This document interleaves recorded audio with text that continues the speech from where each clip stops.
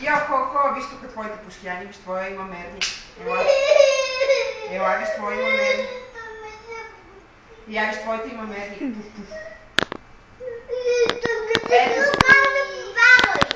Заповядай, връщате ги, а той си има... Кажи мерси, Ани.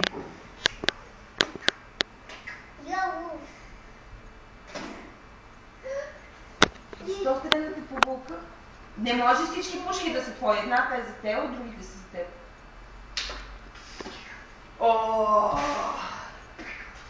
Помощ! Помощ! Помощ! Аз ще бъда добър вълк, не ме стреляйте. Ще съм добричък вълк! Не ме стреляйте, моля ви! Къща! Тук съм бронирана къща. Не! Те мародери! Аз ще избягам от вас. Аз ще избягам от вас. О, бягам, качвам се на кончето и бягам. Тъгъдък, избягах, чак до тук. И ме настъпваш. Пак ли ме пушкате? Не! Бягам от вас. По-далече ме пушкайте, моля. О, добре си изпускаме. О, добре ще ме пушкате. Абе, аз ще ви ги деличкам.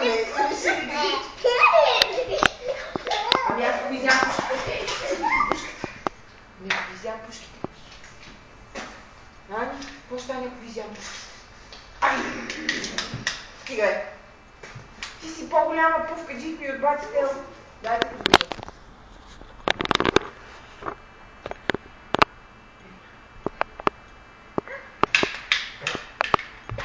По-далече ме стреляйте. Ма много сте неточни, толкова близо.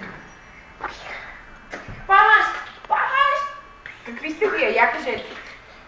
Ани, ти какво си? Ти вълк! А ти какво си?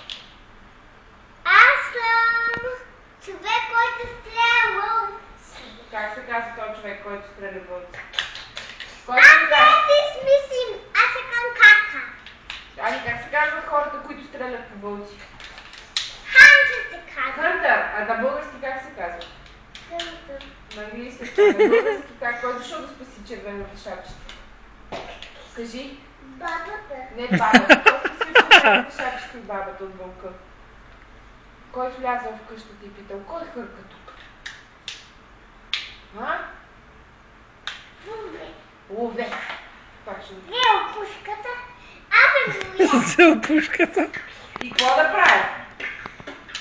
О, вече ме убихте, край. Стига, деца, стига. Ще ми ядете ли? Стига.